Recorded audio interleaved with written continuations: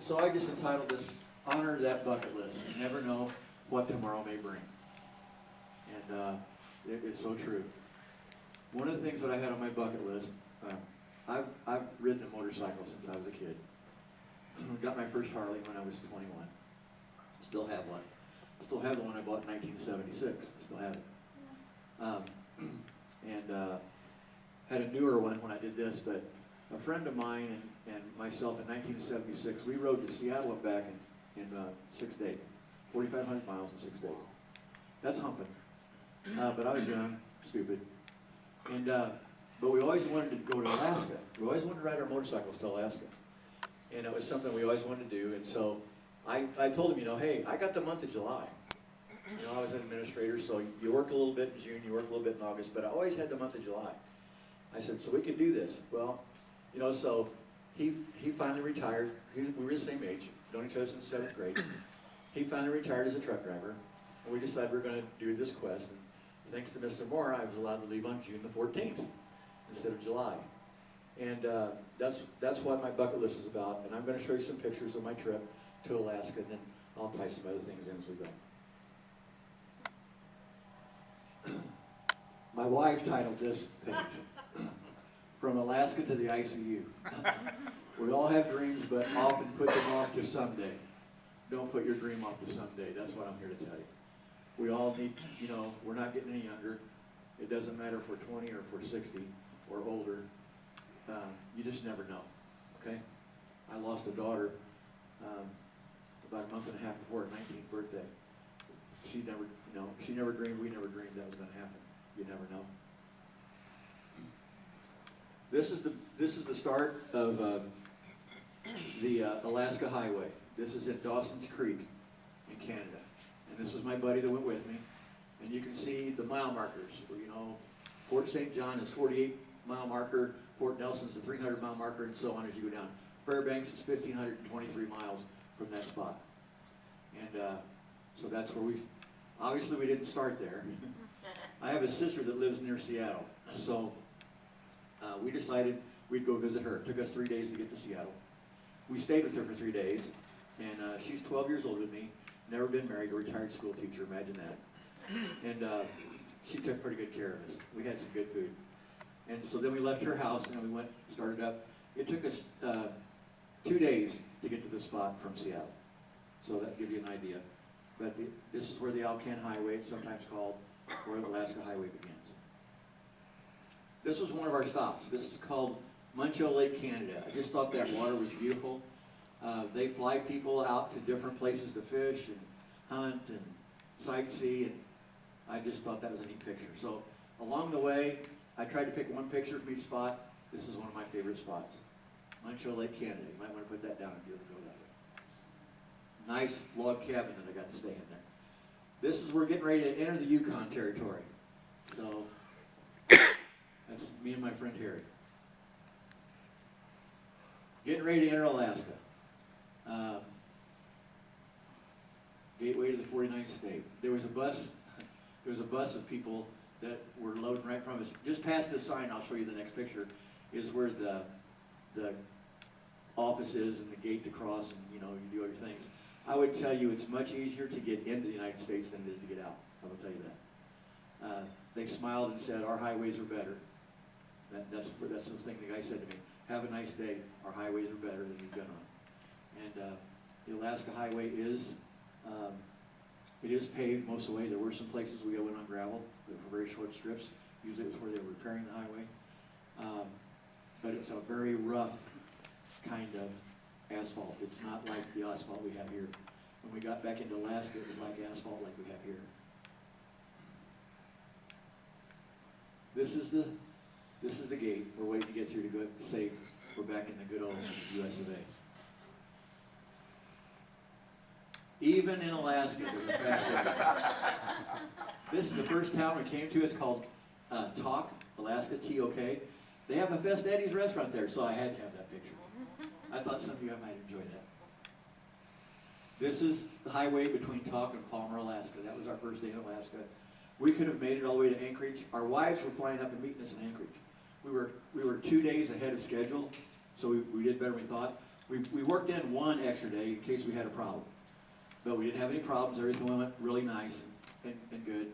Except the last day we were in the United States, we got up that morning to leave, and I could not find the keys of my motorcycle anywhere. I mean, I tore the bed up, took the mattresses off the bed, looked under the bed, over the bed, everywhere in the room, went all through my luggage, everything else. Well, I had put a rain suit on, it was sprinkling that morning, and instead of putting them in my pocket, I slid it between my keys went between my rain pants and my regular pants, and they were dangling down here by my ankle.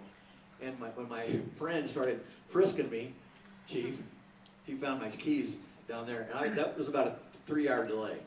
Because we called back to Alton Harley-Davidson to find out what we had to do to try and it was going to be a big ordeal. We were going to be there for days waiting for parts. So, anyway. 3-hour frisk was not a frisk. No, he didn't frisk him for 3 hours. The looking for the keys took that long. The frisking didn't take very long. Thank God. Anyway, I just wanted to show some of the, this is just what the road looks like heading towards Anchorage. This is after we got to Anchorage, we got a motel room or a hotel room near the airport, so it'd be easy to pick up our wives. So we had a free day. So we went to the Kenai Fords National Park down near Seward, Alaska, and that's the glacier there. It was really beautiful. We enjoyed our day there. We were still the guys having fun, we didn't have our wives yet. Another neat picture from Seward, Alaska.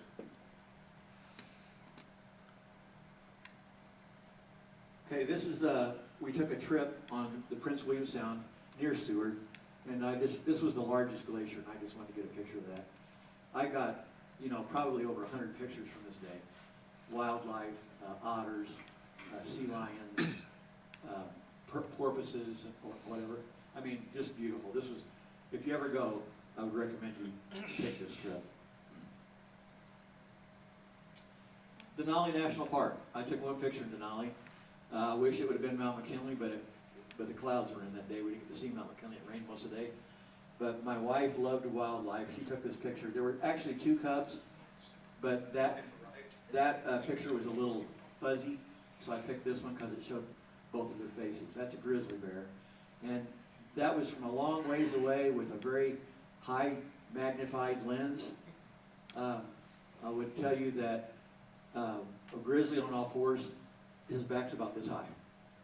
When he stands up, 10 to 12 feet. Okay, scary creature. But from a distance, they're very beautiful to watch. That's North Pole, Alaska.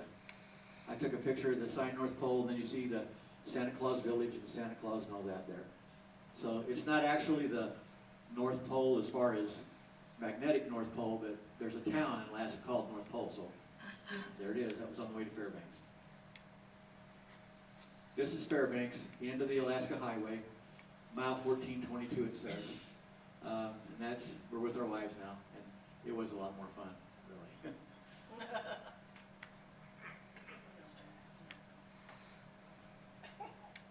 This is in a place called Watson Lake, Canada, and they have a sign forest.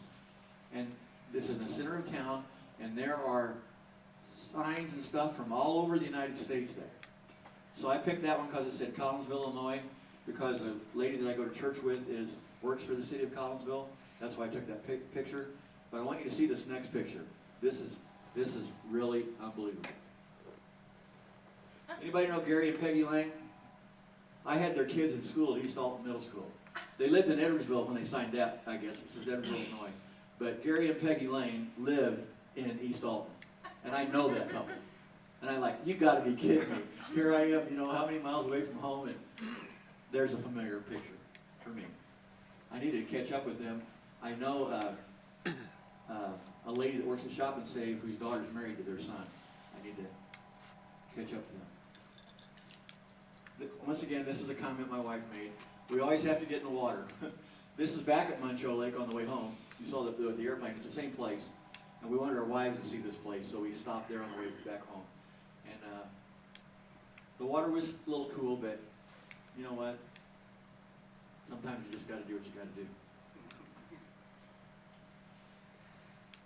Banff, Canada. I took that picture because I just could not believe the color of the water. It's really that color, maybe even a little bit more emerald green than that even. And just beautiful. If you've ever want to go to Canada, I'd recommend Banff and Jasper National Parks. Absolutely beautiful. Another picture from Banff. Just a breathtaking view. That's my wife doing a selfie in the back of my motorcycle helmet.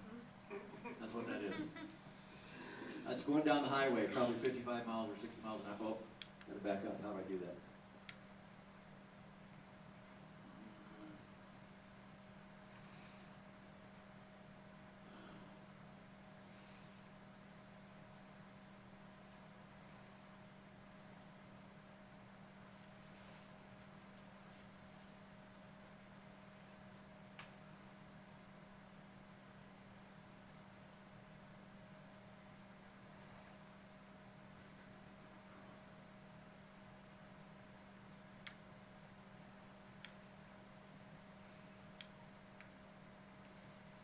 You want the bottom left, that third icon from the left.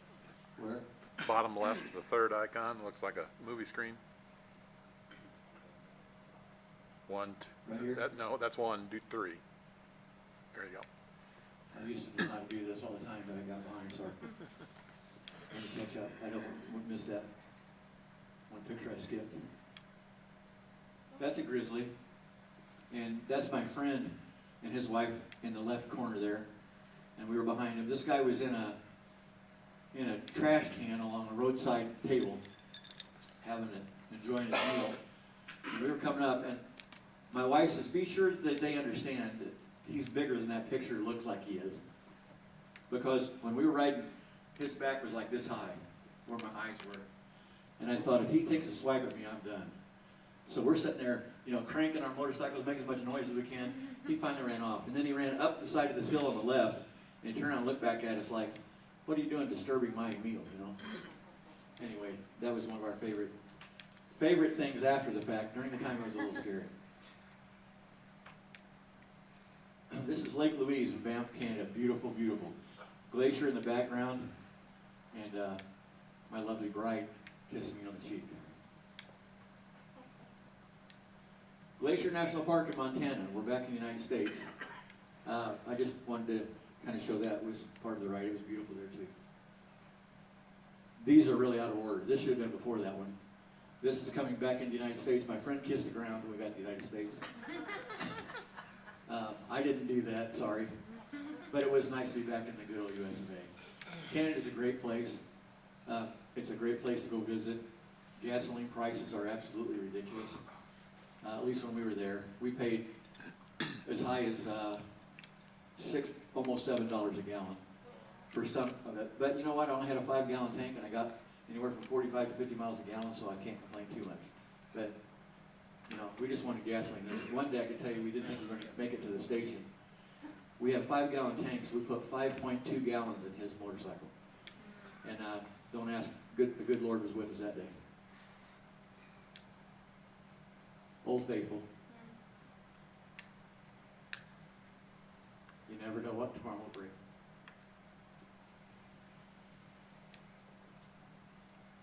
That was not such a good day. But there's some people here I need to thank. The police department, I wish the fire department was here because they took good care of me. And they got me to the hospital. Thankfully that was not a good day. I don't remember that, but I will tell you my wife said that was not a good day. This is my daughter.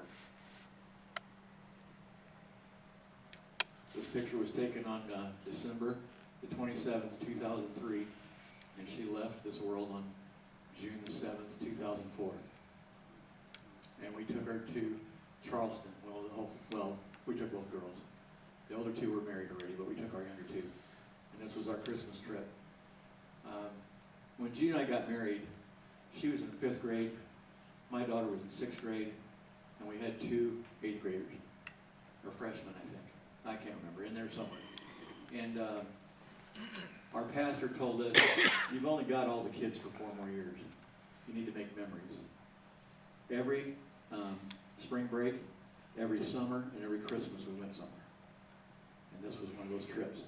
And her dad said to me when she was laying in the casket when people were walking by, he said to me, I used to hate you, Butch, because you took my daughter away from me. But you know, we had certain days that we could do that. It wasn't like I took her away from him. But he said, I want you to know I'm thankful because she got to see some things that she had never got to see if she wasn't with you. And Mike and I became really good friends. We were before, but especially after we lost Jenny, we got closer. And you know, life's too short, guys. You know, we had a failed marriage, but both of us had failed marriages, but life went on and we're friends again, you know? It's okay.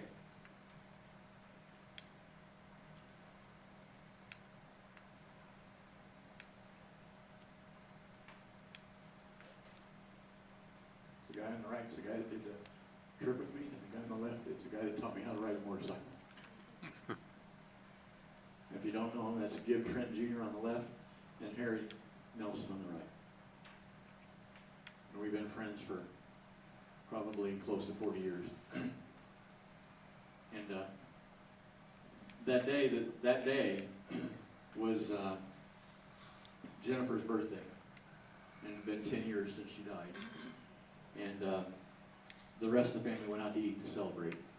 And these two guys stayed with me so I didn't have to be by myself. Friends are important.